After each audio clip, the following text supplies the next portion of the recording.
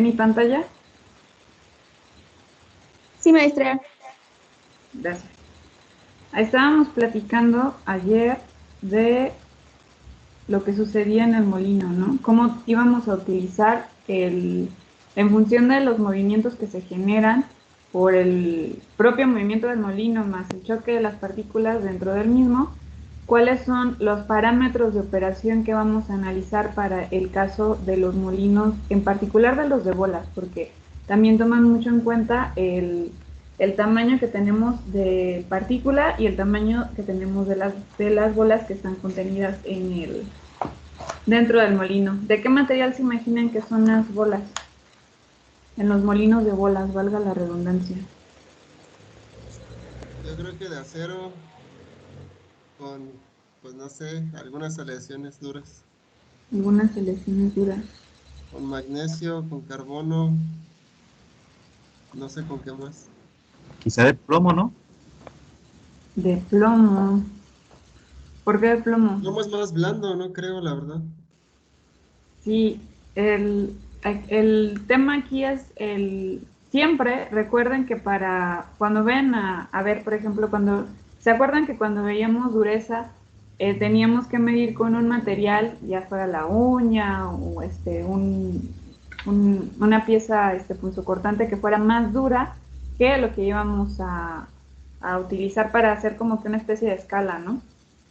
En el caso de cuando hablamos de corte de trituración, el material que ustedes utilizan para hacer, en este caso, la trituración y molienda del material, tiene que ser más duro que el material mismo que van a utilizar. Es por eso que se pueden utilizar, en algunos casos se dice que incluso cerámica para las bolas o bien para las barras, pero lo más común es que se topen con bolas de este tipo. Me voy a adelantar un poco. Por ejemplo, estas son las barras que se utilizan para hacer, si notan, no están contenidas ni siquiera en todo el total de nuestro molino, o sea, ocupan una parte nada más. Y en esto prácticamente lo que hacen es que al momento de girar, pues en la parte axial, a lo largo de la barra, empieza a chocar el material con las mismas barras, ¿no? Para el caso de las bolas, tenemos, en estos molinos, adelante un poco, aquí están. No sé si las alcanzan a ver, son las que son como grisecitas. Sí, sí Hay, se alcanzan a ver. hay mena, hay mineral mezclado con las bolas, ¿no? Pero estas bolas por lo general son de un tipo de acero mucho más duros que los aceros al carbono. Los aceros al carbono ya ustedes lo van a ver más adelante, pues son así como que decía un jefe mío, es como el bolillo, ¿no? El pan francés, ya ahí sí estamos hablando de aceros de alta aleación, no es tan común que haya inoxidables, pero sí se buscan que tengan un incremento en la dureza. ¿Cómo suben la dureza en un acero? ¿Qué se les ocurre?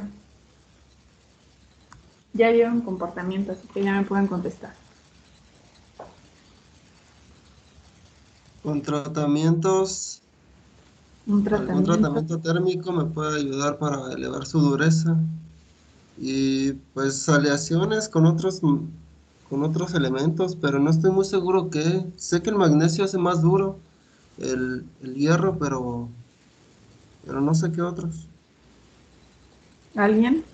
¿Quién más? ¿Tienen idea de qué materiales permiten incrementar la dureza?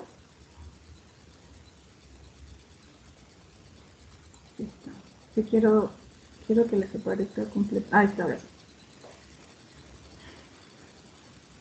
Brian, Denise, ¿qué opinan?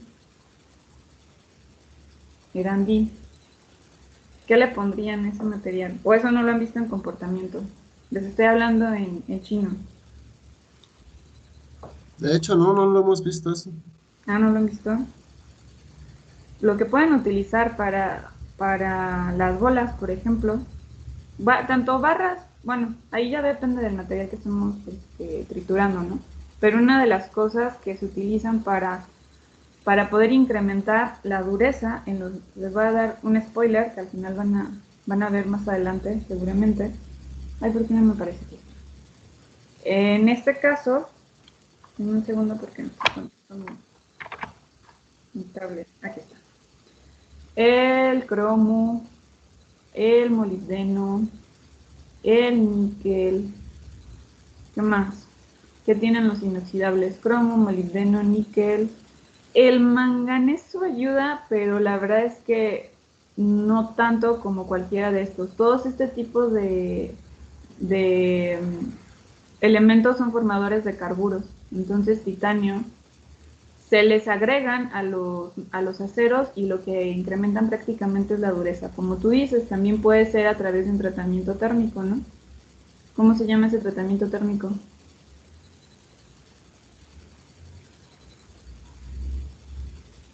La otra vez mencionó El- que uno era el revenido.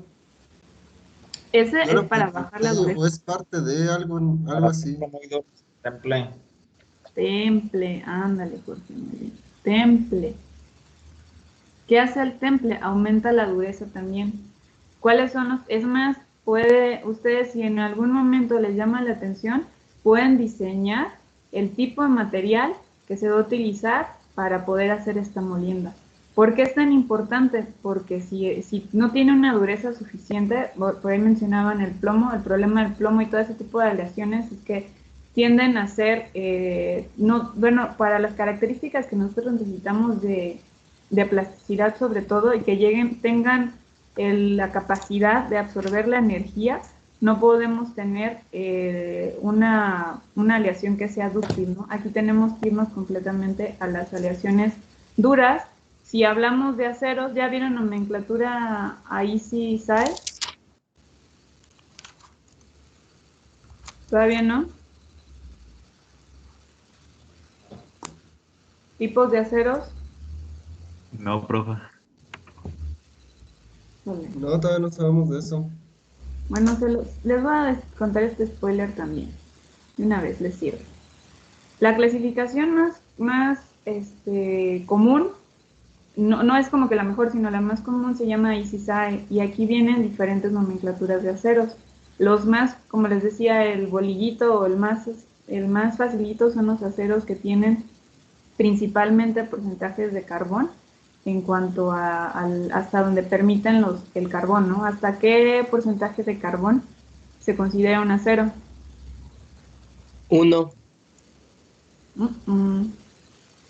No, era un poquito más del uno, era como el 3 punto y algo, creo. Tampoco. 1. No, o sea, ya no sé. ¿Alguien más? Era 2. Algo así, ¿no? 2%. Hasta el 2% de carbón son aceros. Adelante, ¿qué son? Arriba del 2 al 6.67%. ¿Aleaciones? No. No, sigue siendo aleación. El acero también es una aleación. Fundiciones. Fundición.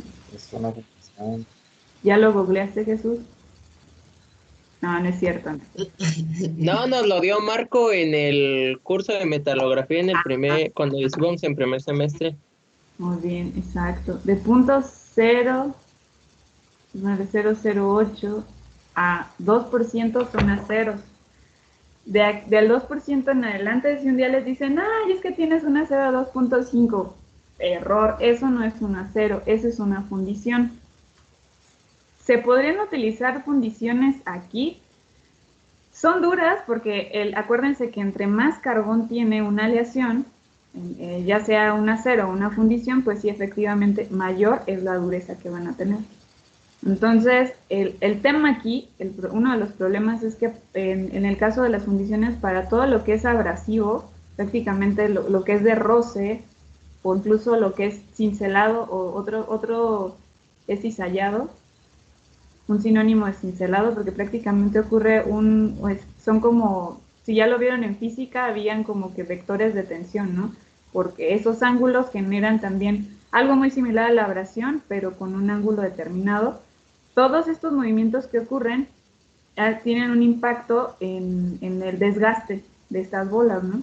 Entonces, el tema aquí, o bolas o barras de lo que estén utilizando, las fundiciones, a pesar de que pueden tener una alta dureza, su desgaste es mucho mayor porque sus temperaturas de fusión son más bajas, y en propiedades mecánicas no son tan buenos como los aceros. Por eso en la historia primero se pasó a las fundiciones y después se dieron cuenta que también el porcentaje de carbón muy alto pues fragiliza y reduce las propiedades mecánicas. Por eso nos concentramos mucho en los aceros.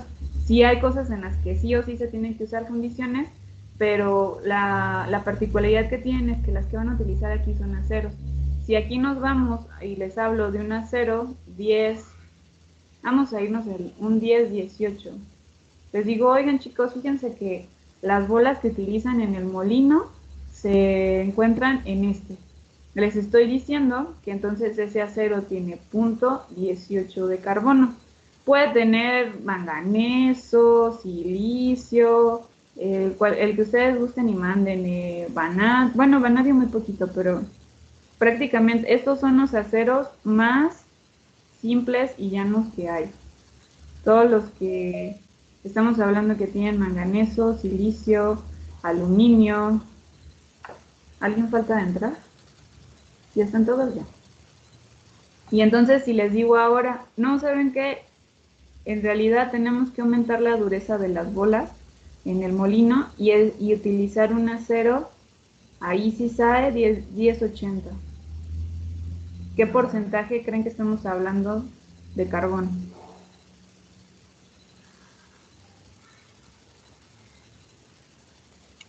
.8.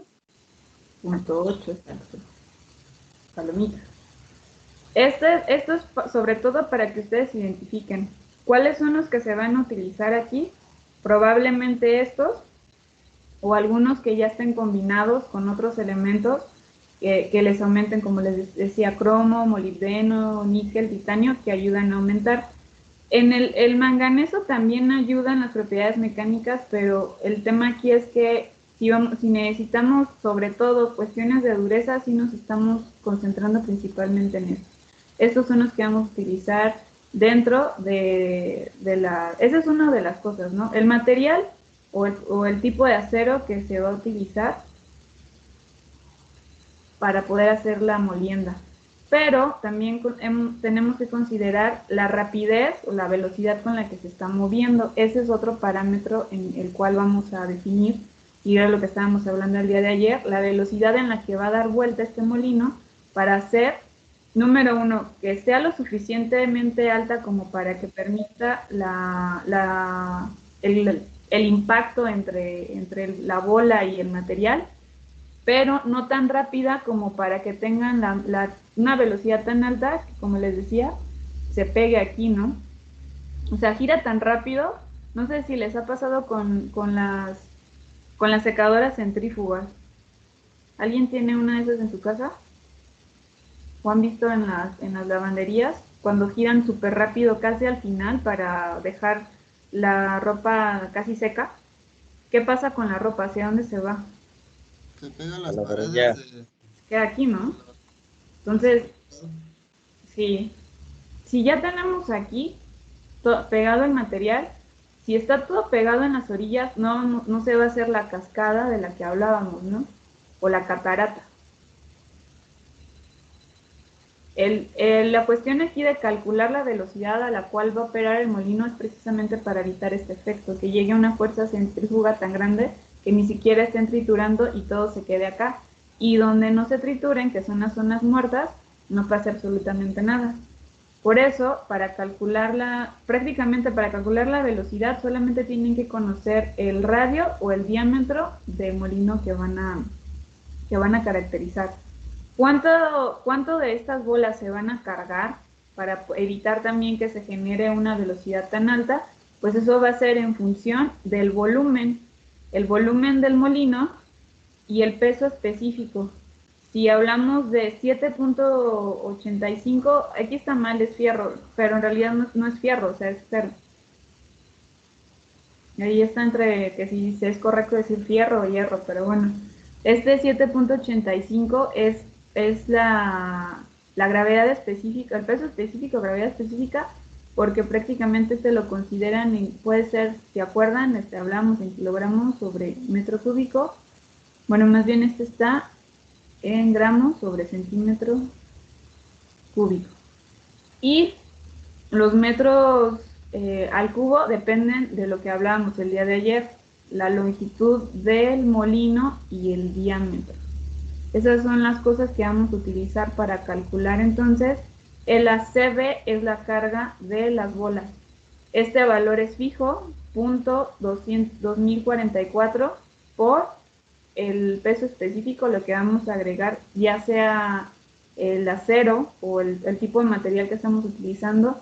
¿Qué son guijarros? ¿Qué se imaginan que son guijarros?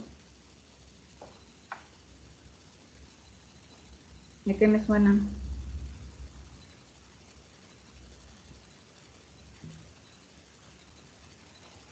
Son como términos peruanos. Sí. Ajá. ¿Qué son guijarros? Guijarros. Esto es para molinos. Ajá. Autógena. Cuando utilizan el material, consideran una densidad promedio, digamos, para un peso específico. Bueno, es que está relacionado con la densidad, un peso específico para conocer que este es como el promediazo del material que utilizarían en caso de que fuera un molino autógeno y no utilizaran bolas. Este solamente es, entonces quiere decir que la carga de bolas o la carga del material o de la mena estaría en función de solamente si estamos hablando de este tipo de molinos. O sea, esta fórmula es para molinos de bola o molinos autógenos. A eso me refiero. Cumple para estas dos. Este es así como un ejemplo, pero ¿de qué depende? De la mena. Y también hay una mena más dura, una mena con una dureza mucho más alta, ya en la escala que ustedes quieran y manden MOS, o si lo van a medir en Rockwell C o cualquier otra cosa, una mena entre más dura, ¿les ayuda o no les ayuda para moler mejor? Nos ayuda. Queremos mayor dureza, ¿no? Al final en el material que vamos a cargar. Entonces, ahí es otra de las cosas en las cuales, por eso, no todos, ojo ahí para la tarea, no todos los molinos, o más bien, no todos los minerales son aptos para molerlos por sí mismos, o sea, autógenos. ¿Qué es lo que necesitan? Una dureza alta para que sea capaz. Imagínense que quieren moler, ¿se acuerdan de la mica? Como el tamaño que tenía y sobre todo las características. Imagínense que cargaran un molino autógeno con un montón de micas, de pedacitos de mica ahí. Y se va a romper. O sea, le dan vueltas y le dan vueltas y le dan vueltas y nunca va a pasar nada, ¿no? O el talco. ¿Cómo le harían para el talco? Para molerlo de forma autógena. Todo lo que son materiales o minerales que tienen baja dureza no se pueden procesar en molinos autógenos porque las características mismas no se los permiten, ¿no? Entonces hay que considerar eso, tanto dureza como la gravedad, también entre más densos tienden a ser más duros. Entonces, aquí consideran como tal el peso específico en función también de su densidad, pero son de las cosas en las cuales influyen si es capaz un molino de no tener carga alguna y empezar a hacer la molienda solamente con él mismo o cargar las bolas y poderlo realizar, ¿no? Entonces vamos a tomar en cuenta para poder calcular cuánto vamos a cargar de bolas, el volumen de nuestro molino, el tipo de bolas que estamos utilizando, sus características y un factor fijo, ¿no? Esto es para carga de bolas. ¿Hasta aquí alguna duda, chicos? Sí, maestra. Digamos, en la escala de Mohs, un molino que es autógeno, más o menos como qué tipo de materiales pudiesen considerarse en base a la escala de Mohs. Digamos, a lo mejor una dureza de 5, 6, 7 para arriba, o no sé. ¿Qué A me ver, podría usted acuérdense, decir de ¿dónde eso? está la bauxita en la escala de Mohs?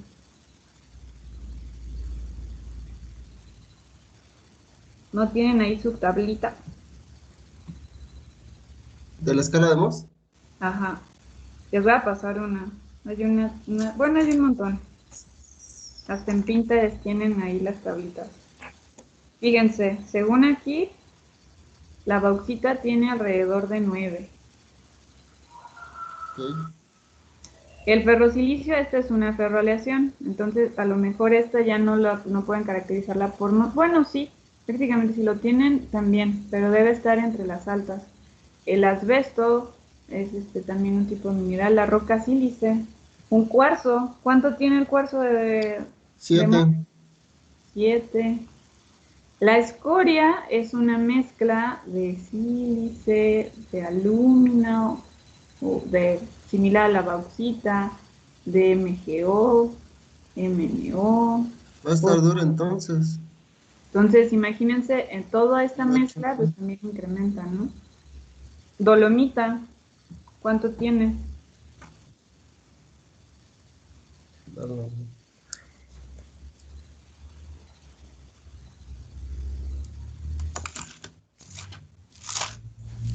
La dolomita.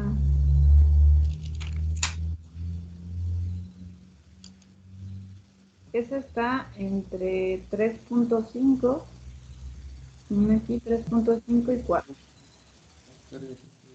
Y faltaría alguna que esté de mezcla de ferrosilicio, ¿no? Pero en los molinos autógenos van a encontrarse, como lo platicábamos ayer, dos condiciones. Las velocidades que van a utilizar son muy altas. Hablamos de que en cuanto a la velocidad crítica estábamos en márgenes de 80 a 90, ¿no? Tienen que ser velocidades altas para poder utilizar minerales que también sean de dureza alta y que ayuden a que hagan la molienda. Sí vale la pena hacerlos en cuanto a los molinos autógenos, porque ¿qué es lo que se imaginan que es mucho más barato si nos vamos a este tipo de cosas? Pues yo creo que el autógeno debe ser más económico. No tienen el tema de que tienen que estar viendo el tipo de bolas que se cargan, si es el material, si ya se desgastaron. Por lo general, la operación de los autógenos, pues es incluso hasta más eco-friendly, ¿no? Porque también ahí no tienen que consumir otros materiales. Los consumos, en teoría, pues es mejor, es más rentable, ¿no? Pero, como lo vemos, no todos los minerales están diseñados para eso. Por eso se tiene que utilizar ya sean barras o sean bolas. Pero sí es una de las, o todavía lo que puede ser un poquito bola con autógeno. Y si ya andan haciendo su tarea, eso se llaman SAF en inglés, para que los busquen.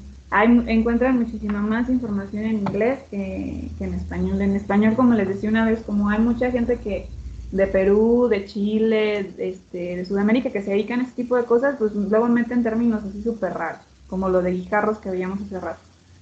Entonces, en inglés ahí sí ese término es en cualquier país, ¿no?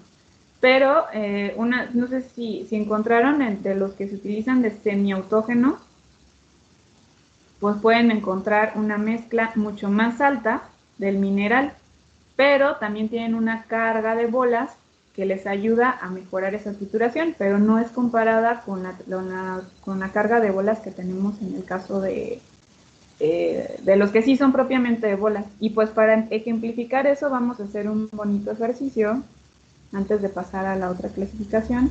Nada más me faltaban dos ecuaciones y hacemos el ejercicio. No se introducen a los molinos cualquier tipo de bola.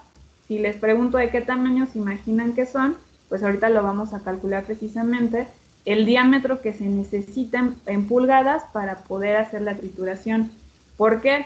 Porque acuérdense lo que calculábamos en el Excel, F80, el 80%, prácticamente en la distribución, el tamaño del material de alimentación cuyo 80% pasa por ese tamiz, o por lo que nosotros determinamos, es lo que nos va a decir el tipo de bola que vamos a utilizar. Si el material es muy grande, pues obviamente también el diámetro de la bola tiene que cambiar. Por eso se pueden presentar también con molienda primaria y secundaria, porque hay alguna que se realiza como para controlar el tamaño y luego hay una que se hace mucho más fina. El diámetro de la bola también está relacionado con el índice de trabajo, y acuérdense que este es relativo a la mena. Este ya es característico de lo que ustedes están procesando. Si es muy difícil de triturar porque es muy dura, obviamente ese índice de trabajo va a incrementar. El porcentaje de la velocidad crítica es a qué velocidad van a operar. Entonces, si estamos hablando de que son autógenos, por ejemplo, pues la bola que van a utilizar a lo mejor va a ser diferente porque la velocidad va a ser más alta, ¿no? ¿A qué velocidad requieren operar? Esta es la velocidad crítica, la que calculábamos anteriormente. Eso va a influenciar también en lo que volvemos a lo mismo, ¿no? Que el molino, cuando dé vueltas, no se pegue el material y que pueda ayudar a que se esté realizando de forma adecuada la molienda. El diámetro interior del molino. Aquí vamos a tener, para consideración de la estructura, pues la lámina que va a formar el molino. Eso también es otra área donde ustedes podrían estar, el diseño de molinos. ¿Qué tipo de acero? Muy similar, obviamente, a las bolas que tenemos dentro del mismo. Va a ser el que va a formar la carcasa que veíamos en las fotos anteriores, de este tipo, ¿no? Aquí, pues sí, no podemos tampoco utilizar un tipo de acero que se nos vaya a agrietar fácilmente, que no absorba la energía y que cualquier choque, ¡pum!, le crea una bolladura, ¿no? Tienen que ser también placas gruesas que les den soporte a la estructura completa. En el caso de los molinos, por eso hablan de un diámetro interior. Solamente es lo que está lleno de material efectivo. O sea, no es lo que está hasta acá afuera, ¿no? Ese diámetro es prácticamente el que está en la parte interior y es el que tiene contacto o influencia directa de lo que está pasando. Y una constante, porque acuérdense que no es lo mismo molienda seca que molienda húmeda.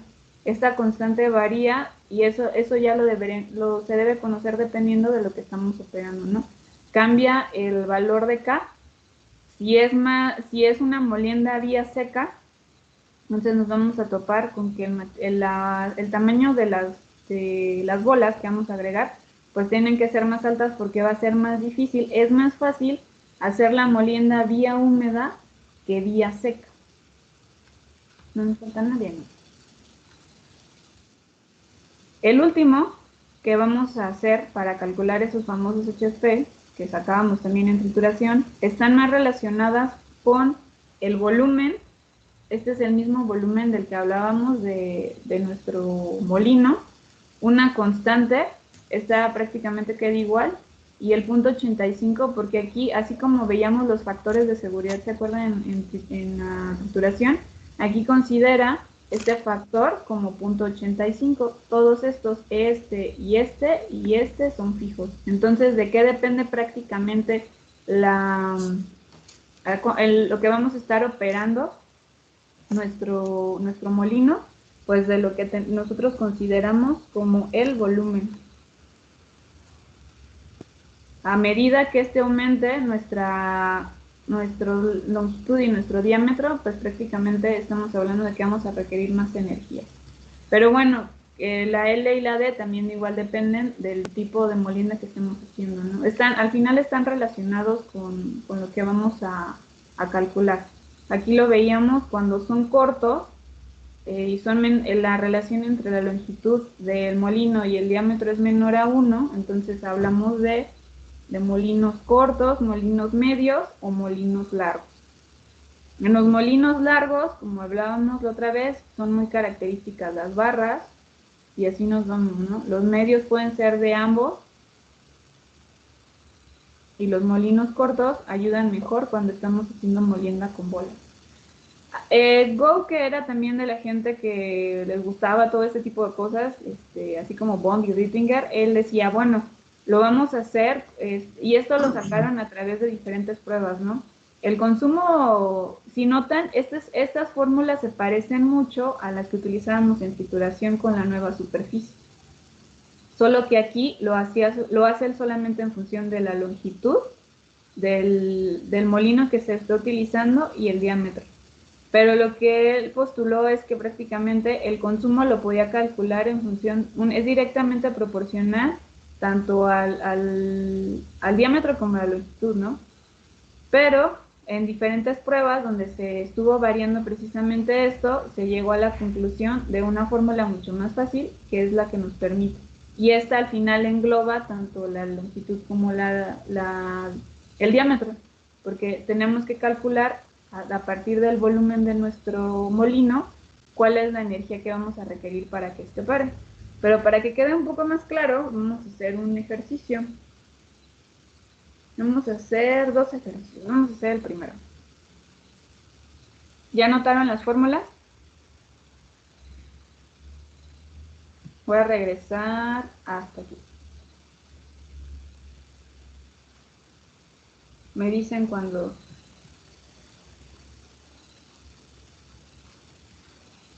para cambiarle de diapositiva.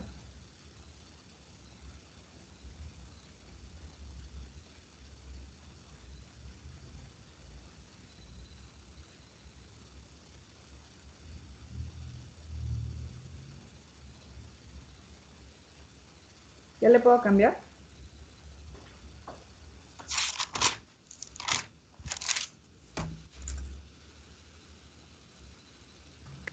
Ya, maestra. ¿Listo? Ahí va la que sigue.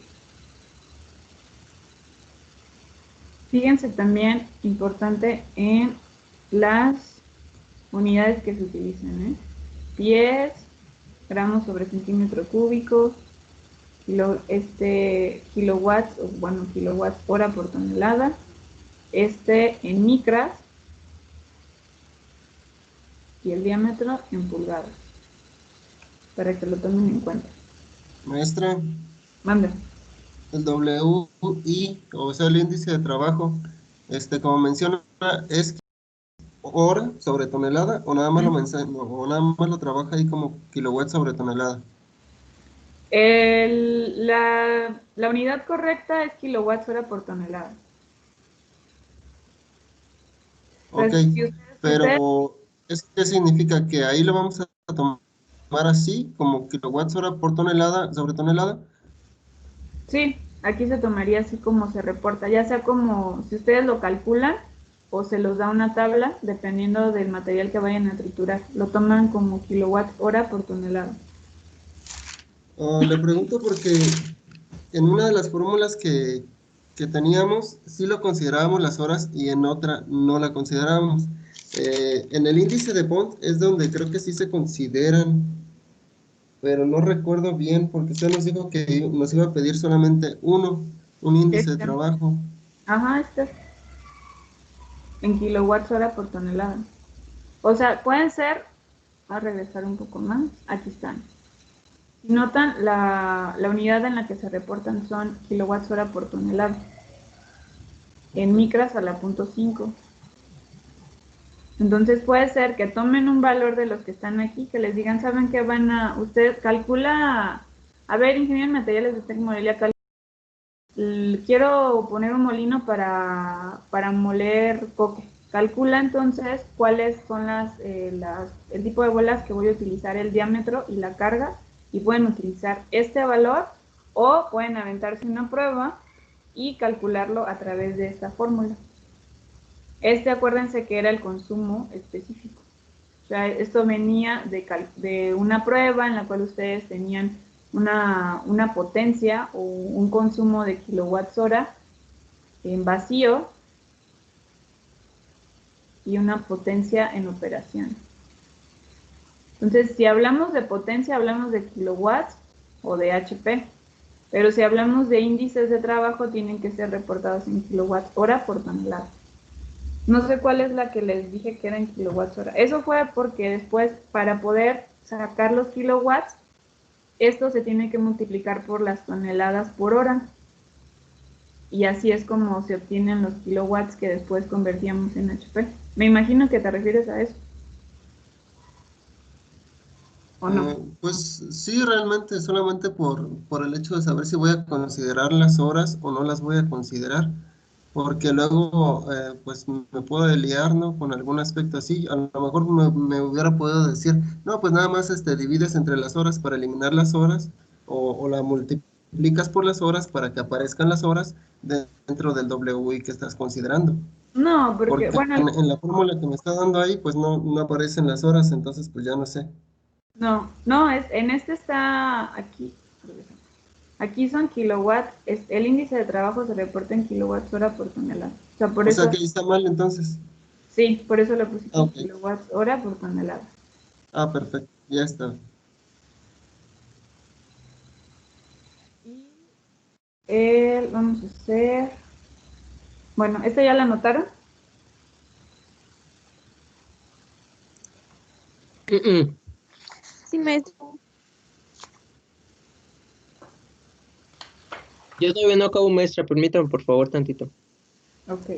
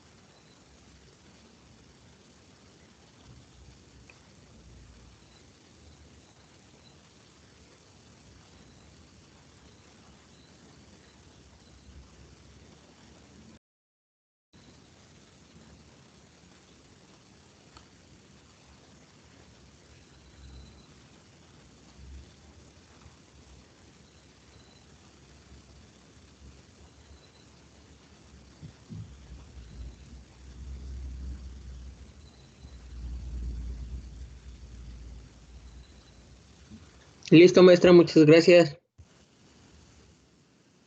De aquí nada más tomen esta. La fecha para la energía requerida para hacer la molienda, en función del volumen.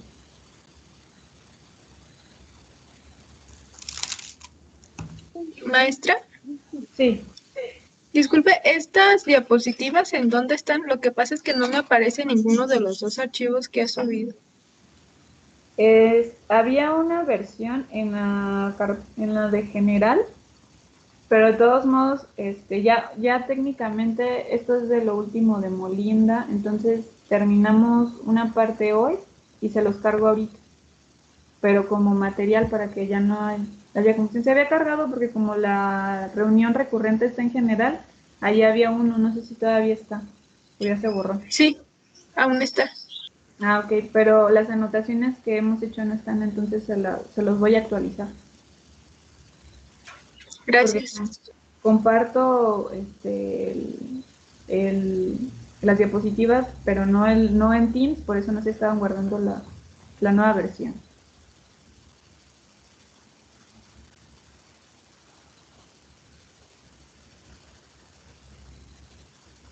¿Listo? Maestra, Ajá. ahí el 1.2 ¿qué representa?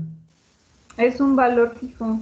Esto viene de un cálculo donde en función de la demanda de energía, les explican el ejercicio que hizo Go, entonces toman valores para, digamos que 1 tonelada, y entonces determinan que el 1.2 es el factor que se va a utilizar para hacer prácticamente aquí es como toma un extra, este 1.2 representa un 20% extra Ah, ok, para alcanzar la velocidad crítica.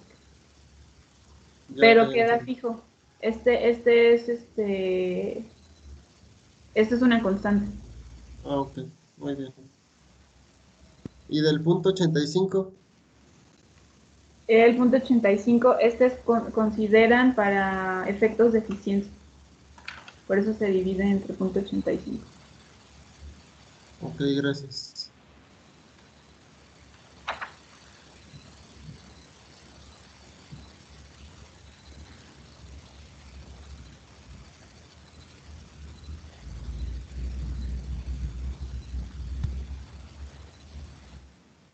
Voy a poner el ejercicio. Van a determinar la velocidad crítica y la velocidad de trabajo,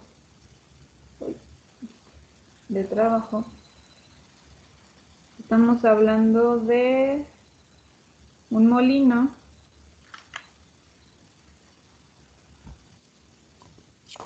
que trabaja al 68%, tiene una carga de bolas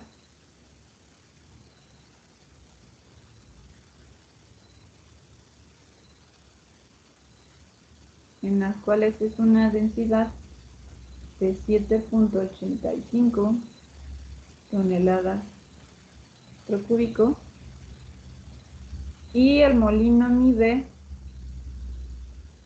4.5 metros de longitud y tiene un diámetro de 3 metros. Entonces vamos a calcular los HP, la velocidad crítica y la velocidad de trabajo.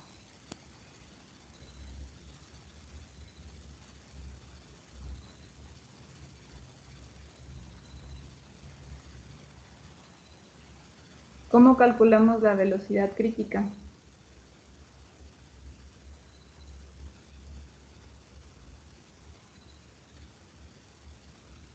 Era una fórmula. 4.3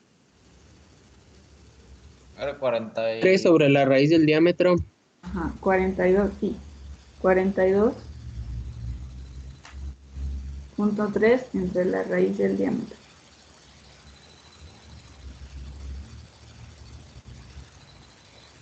La raíz de 3. ¿Cuánto nos da?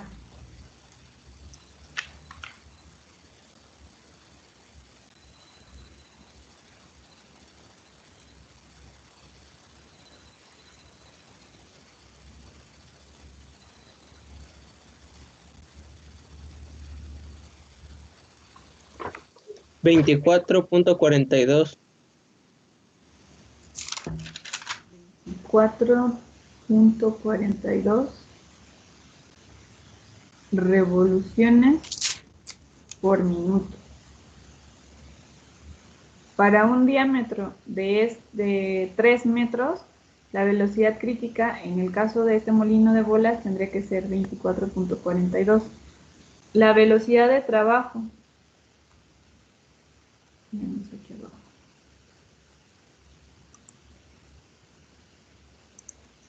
Velocidad de trabajo. 0.75 por la velocidad crítica.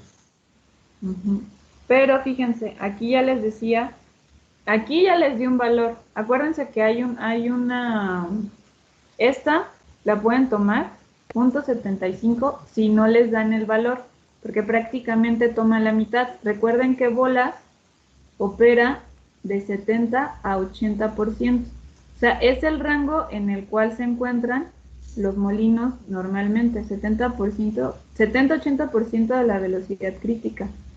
Si no les da el valor y les dice nada más calcula la velocidad de trabajo, pueden utilizar el 0.75. En este caso, el ejercicio como tal, sí nos dice que opera a 68% la velocidad del trabajo.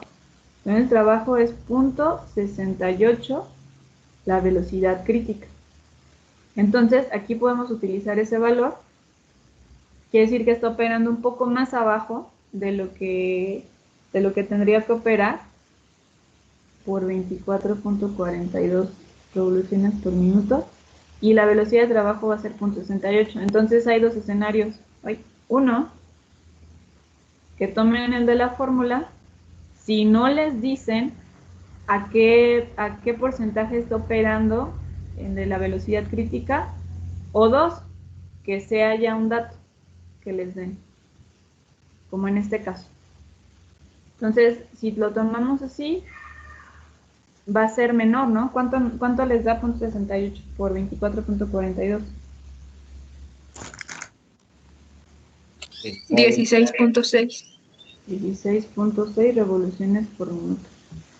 Entonces, el molino no va a operar a toda la velocidad en la cual tiene la capacidad de hacerlo por sus dimensiones, sino se va a encontrar o bien en un factor que ustedes pueden tomar como intermedio, si es de bolas, si es de barras, tomen un valor intermedio, habíamos quedado entre 60 y 70, pero si les están dando aquí el valor, pues estamos viendo que opera a una velocidad menor, ¿no? De la velocidad crítica. Prácticamente es así como que el escenario más, no catastrófico, pero el escenario en el cual está operando a toda la capacidad, ¿no? Pero en este caso, pues nosotros podemos hablar de que solamente opera hasta .68. El segundo punto, esta sería como la velocidad de trabajo. ¿Cómo calculan la carga de bolas?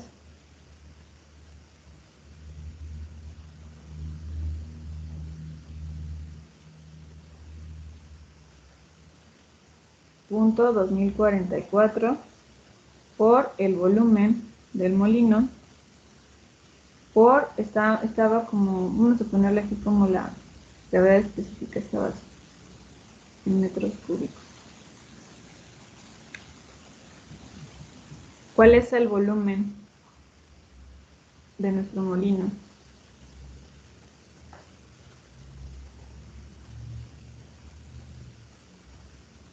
¿Cuál es el volumen de un cilindro?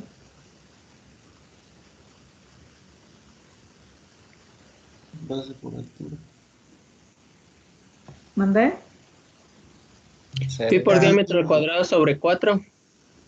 Pi por diámetro al cuadrado sobre 4.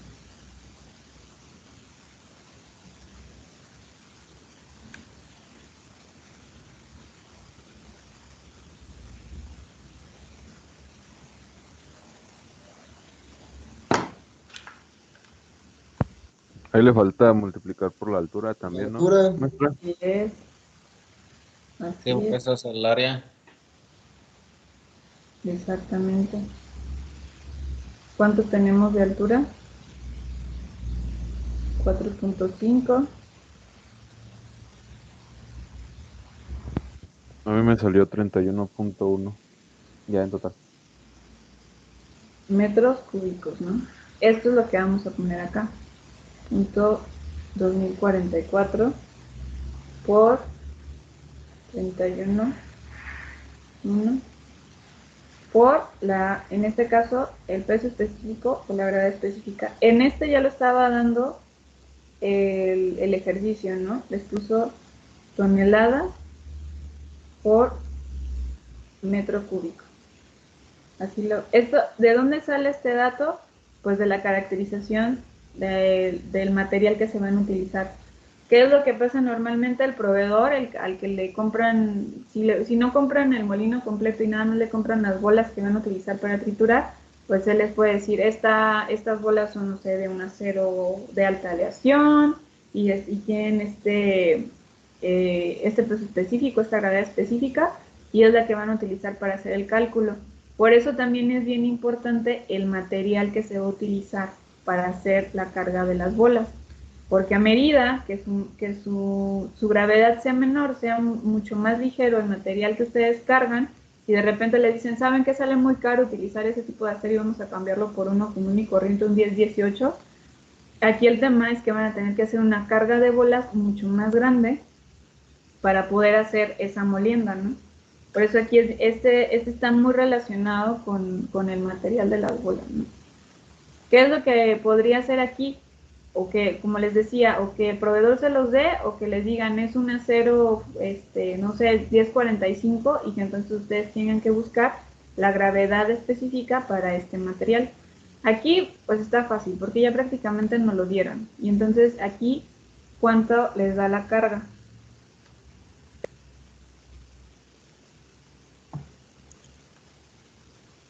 Maestra, Manda. ¿qué es lo que representa la V? El Que tiene volumen una M y en otras metros, letritas. Metros cúbicos. en metros cúbicos.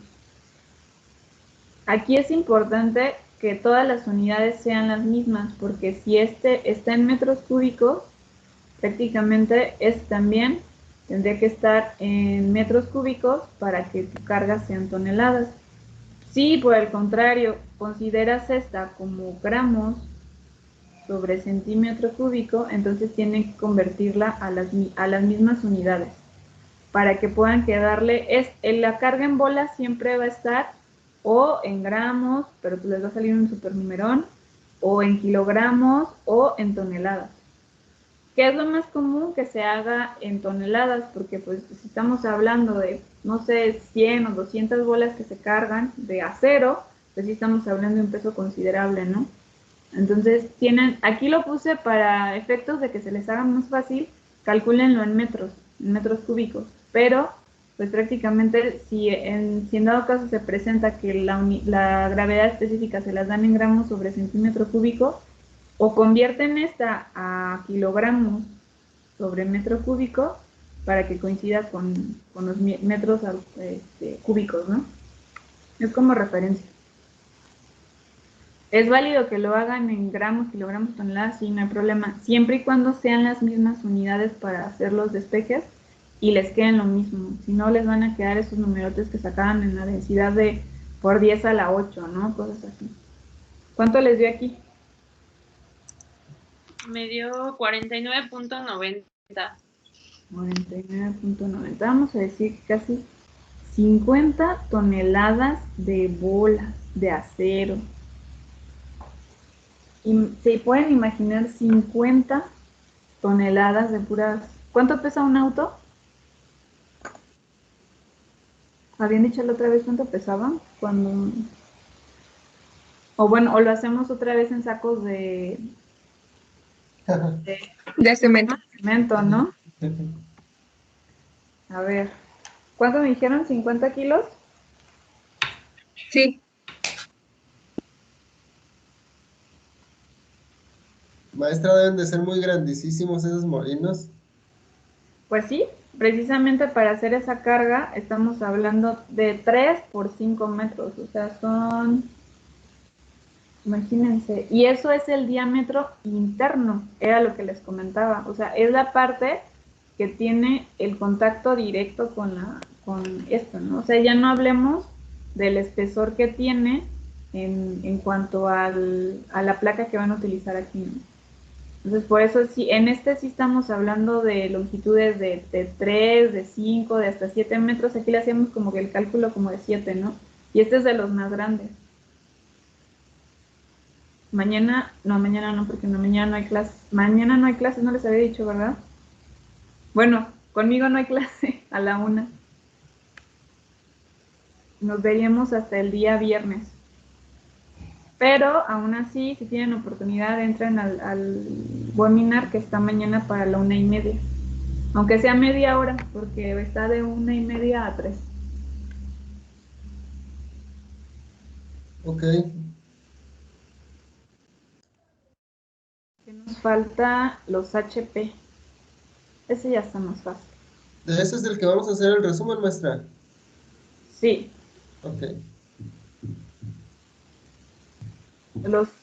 los caballos de fuerza los vamos a calcular considerando el volumen 54.18 por el factor, bueno, vamos a multiplicarlo por el volumen, que son 30, ya habíamos quedado que era 31.1 metros cúbicos, y lo íbamos a multiplicar por 1.2. Maestra, ¿qué quedamos que representa la BC, la CB, perdón? Carga de bola. Gracias.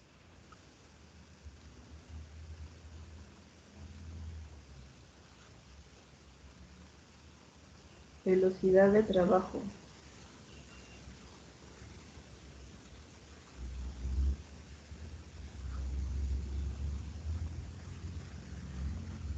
Velocidad crítica.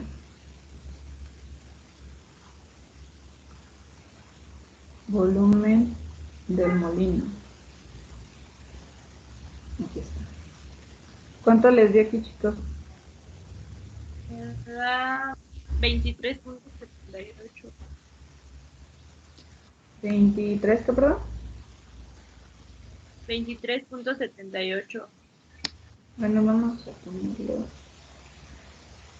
Vamos a poner el 24. 24 en metros. HP. Para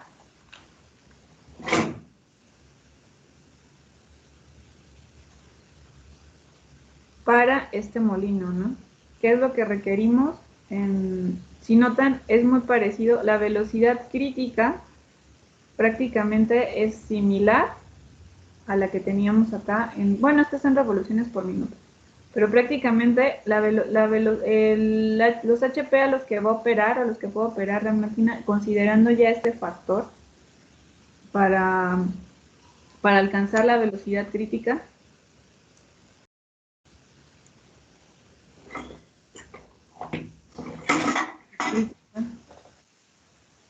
y este factor, estos siempre van, estos son valores fijos. Es la energía que requerimos para poder hacer la molienda, pero aquí ya no estamos hablando solamente de, como lo veíamos en trituración, que estaba muy relacionado con el tamaño de la partícula o con los HP que considerábamos para la RT. Aquí estamos hablando estrictamente nada más del volumen. El volumen ya sea en metros o aquí no hay distinción, o sea, lo ideal, como les decía, siempre es manejarnos en el sistema internacional, pero prácticamente el volumen es el que determina la energía que se va a consumir o que la energía que necesitan para poder operar este molino. Y entonces aquí ya lo limitamos a solamente qué tan largo o qué tan la longitud o el diámetro que tienen para poder conocer sus condiciones de operación.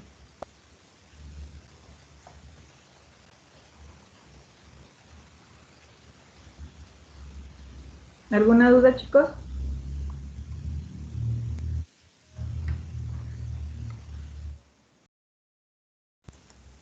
Maestra, yo eso tengo una duda. ¿Cree que me pueda repetir de dónde salió esa última fórmula que utilizó?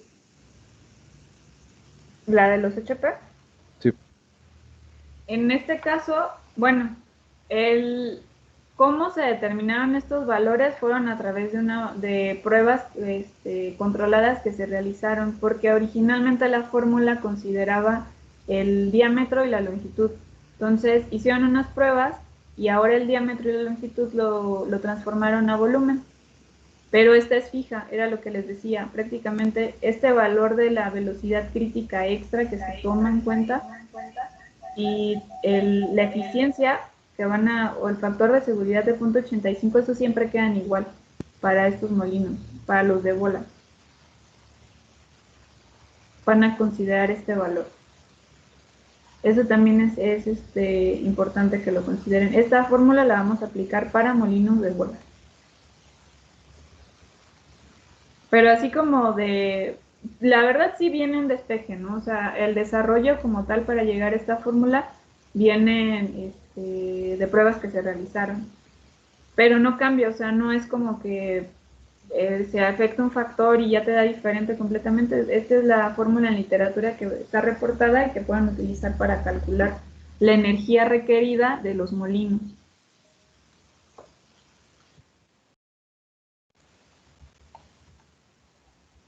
Ok, profe, gracias. Maestra, Manden. ¿el 0.54 también es constante? Sí. Ok. Sí, ahí lo único que cambia es el volumen, prácticamente.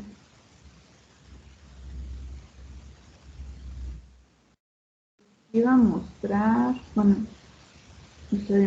ahí me adelanté, pero bueno. Iba nada más para terminar ya esta parte. ¿Alguna otra duda?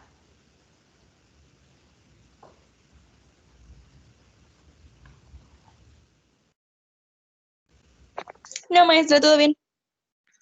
Gracias, Lili. Los molinos de barras, como les comentaban, tienen proceso posterior muy similar a los molinos de bolas. Lo único que pasa es que son materiales mucho más grandes los que salen de los de barras, ¿no? Todo lo que está anterior bueno, más bien posterior a los molinos, pues podemos ver concentradores de gravedad, flotación, separadores magnéticos o incluso molinos de bolas. Pueden haber molinos de barras que sean proveedores del molino de bolas que viene posteriormente, porque tenemos el tema que les comentaba, ¿no? Que muelen mucho menos que los de bolas, e incluso no se forma el efecto la velocidad no es suficiente como para que se forme la catarata o la cascada que se forma cuando se utilizan bolas. En el caso de los molinos de barras hay diferentes configuraciones.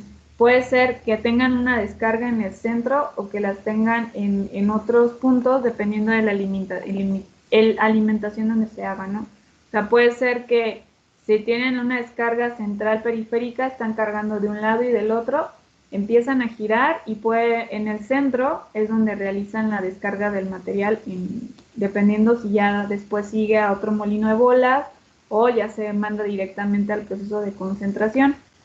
En este caso hablamos de que lo que se obtienen aquí son de 50 milímetros y van desde 50 hasta 300 micras, ¿no? Entonces son molinos para material grueso, por eso se le considera molienda gruesa.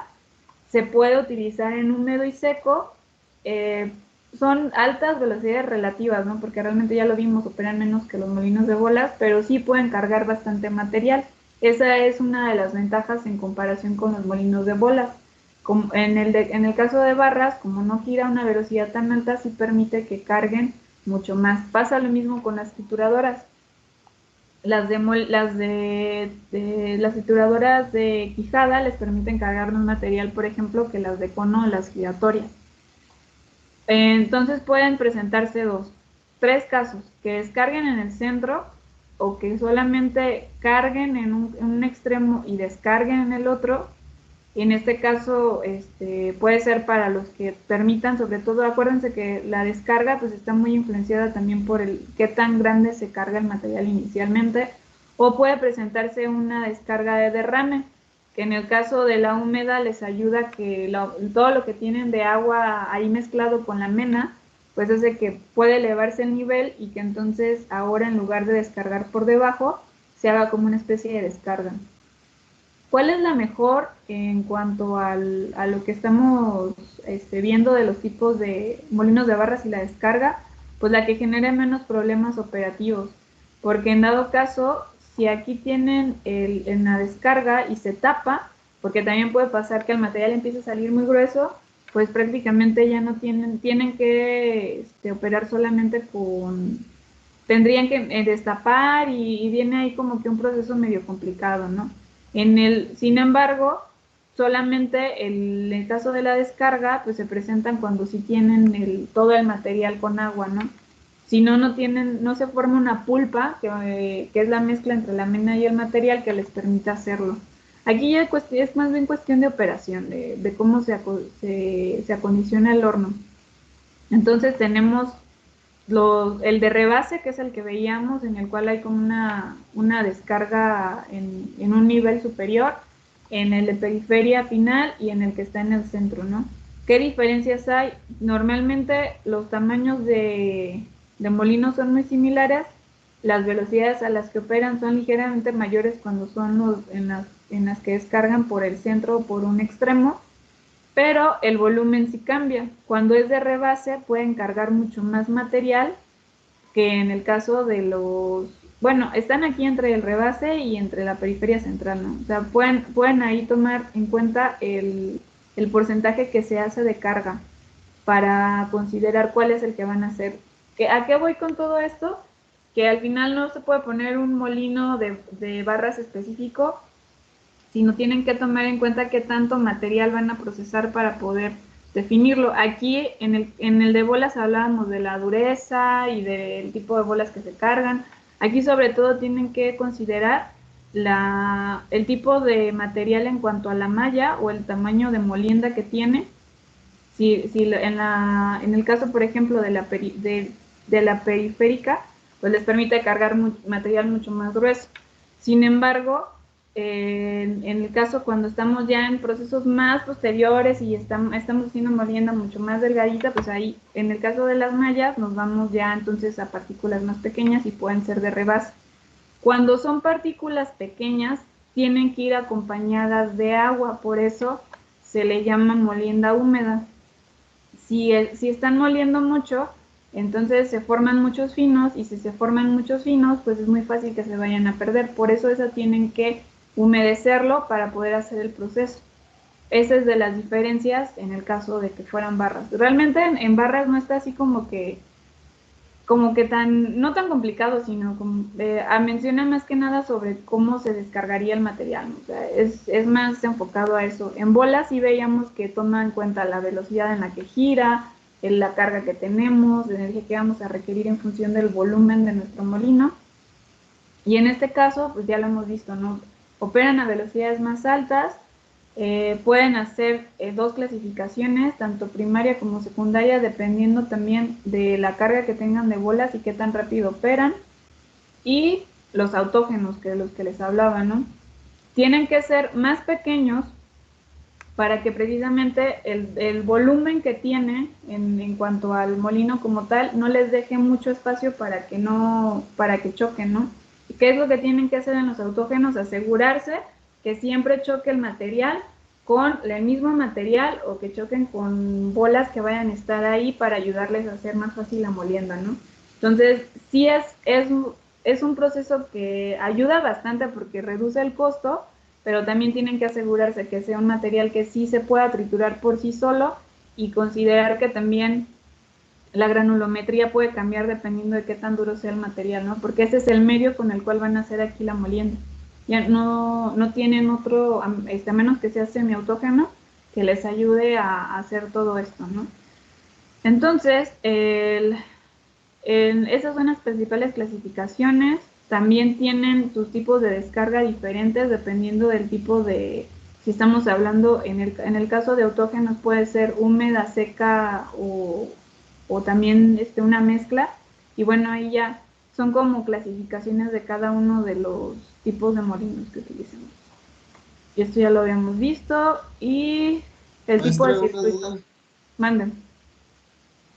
En un documento acerca de una trituradora de conos, decía que el tipo de preparación era en asfixia. ¿Qué tipo de preparación es esa? ¿Es húmeda o seca? En asfixia. Ah, caray. Sí. ¿De dónde les da A información? menos de que A ver. Ajá. yo haya traducido mal, porque también puede ser eso. ¿Cómo decía en inglés? No me acuerdo, déjame ver la palabra porque pues la traduje así en el Google porque no la conocía. Ah, ok. No, sí, mejor dímela en inglés, porque Ok. a veces Google Translator no es muy bueno para esas cosas, es muy literal, de plano. Y bueno, chicos, creo que con esto ya concluimos toda esta parte. Prácticamente nos tocaría empezar con la próxima parte, un repaso. Acuérdense que el examen es para la próxima semana, y pues les agregué información para el caso de trituradoras. Ahorita les voy a subir también de los molinos para que si siguen con lo de las tablas de comparativas lo consideren. Y no sé si tengan alguna otra duda. Me quedan los de los circuitos. En cuanto era muy similar tanto el circuito abierto como el cerrado, ¿no? En los cerrados tienen una criba que no les deja pasar al siguiente proceso hasta que no están en el tamaño que necesitan, ¿no? Siempre hay un tope o de tamaño, y si no lo alcanzan, pues regresan al proceso anterior, y hasta que no llega y pasa esa criba, no pasa. En el caso de los abiertos, tienen proceso tras proceso, pero pues ahí el control sobre la partícula no es tan específico, porque prácticamente le dicen, bueno, está bien, ok, vas a moler aquí, a lo mejor no moles lo que yo esperaría, pero bueno, como tenemos todavía otras trituradoras u otros molinos adelante, pues no hay problema. Esas son de las diferencias. Y ya nada más les voy a mostrar un video, porque como no pudimos cribar en el TEC, mínimo para que sepan de lo que les estoy hablando. ¿Ven ahí YouTube? Sí. La mayoría de las cribas que van a encontrarse en la mina, un día cuando vayamos en un viaje, fíjense, el tamaño, el famoso tamaño de criba que nosotros graficamos en Excel, viene determinado, a ver, aquí están.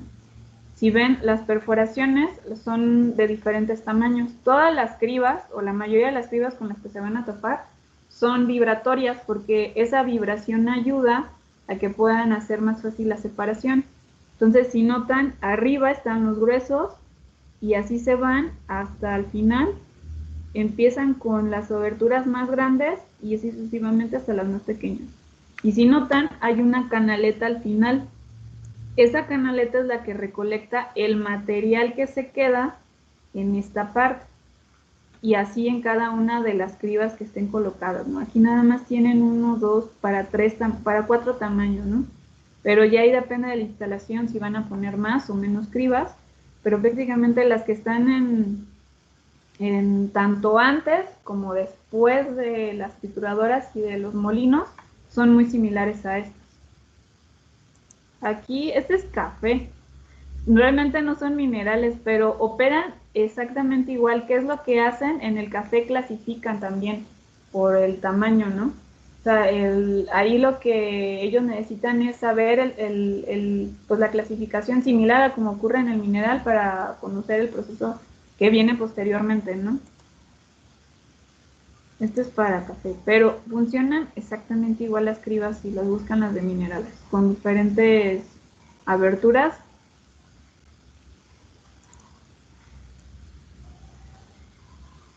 Y aquí, bueno, aquí lo separan después. Pero fíjense, cada uno tiene un chute, entonces aquí todo lo juntan al final. Bueno, lo van separando, ¿ya vieron? Fíjense, el grueso, el primerito, cae de este lado. Este está así, pues muy artesanal, ¿no? O sea, en plantas se van a topar con chutes muchísimo más grandes. Pero lo que hacen aquí es medir ese famoso peso que yo les doy, que me preguntaban de dónde salía, pues salen precisamente de estas pruebas. Se carga un material, ahí un específico, 100 gramos, 1 kilo, 1 tonelada, y lo separan por diferentes cribas, y ese es el peso que sirve para hacer la curva granulométrica. Aquí cada chute va a un bote diferente y es como ellos pueden saber qué tanto entra, en este caso de finos, pero imagínense que esto es material pues, o un mineral, pueden saber la diferencia incluso en lo que se queda como finos y las partículas gruesas. Así que en cualquier proceso que se topen, se van a encontrar con mallas o cribas que les van a ayudar, y estos son los finos, ya lo último que queda, con clasificadores para poder saber. Si no saben el tamaño de la partícula que están triturando, pues no van a poder saber también la energía que requieren para poder hacer la trituración. Y eso, si lo trasladamos al rico café, pues también pasa lo mismo, ¿no? ¿Cómo se ve el Nescafé? El de olla. ¿O no toman café?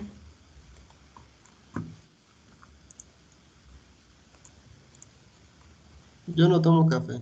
No toman café. Nadie toma café. Sí, profe. Sí. ¿Cómo se ve el Nescafé? Soluble, Muy pues. bonito. Muy Ajá. finito, ¿no? Sí. Y si compran, no sé, ¿qué marca les digo? ¿Cómo se llama? ¿Toast? ¿Toaster? Ajá, el toast, ajá, Member Toast, algo así, ¿no? ¿Cómo viene el grano de ese café? Pues parecen triangulitos. No sé, pero parecen formas muy como geométricas. Sí, está muchísimo más grueso que el Nescafé. ¿Por qué estoy hablándoles de café si estamos sin analogía? Porque pasa muy parecido en las cribas, prácticamente los finos, como yo les decía, son casi que los desechos. O sea, el tema de obtener muchos finos es contraproducente porque al final es como una pérdida. O sea, es material que no se va a poder utilizar en procesos posteriores, entonces tampoco queremos un material sumamente fino. Y con el café pasa algo similar a los minerales. El café que es muy fino, como lo que veíamos ahorita en las cribas, eso después también se mete a molinos, y si quedan partículas muy chiquititas, todo eso es el que se vende para Nescafé. Por eso muchos dicen que no es un bueno, porque prácticamente se conforma de los finos que otras empresas de café, no me acuerdo ahorita cómo se llaman, pero no sé, lo revenden, ¿no? Con los minerales pasa igual, todos los finos que se generan los revenden, pero para otras aplicaciones. Entonces, por eso les decía ayer, ni muy ni tan. Si trituran mucho, también es malo, porque no están desaprovechando bastante material, y si no trituran lo suficiente, pues no pueden pasarlo a la siguiente. Entonces tienen que tener un montón de trituradoras y de molinos instalados para poder llegar al tamaño de partículas. ¿Por qué es importante? Porque eso lo vamos a ver el viernes, porque de ese tamaño de partícula es lo que depende si vamos a separar por magnetismo, por flotación, por separación gravimétrica. Pero bueno, ya en eso ya lo vamos a ver para la unidad 3. ¿Alguna otra duda, chicos?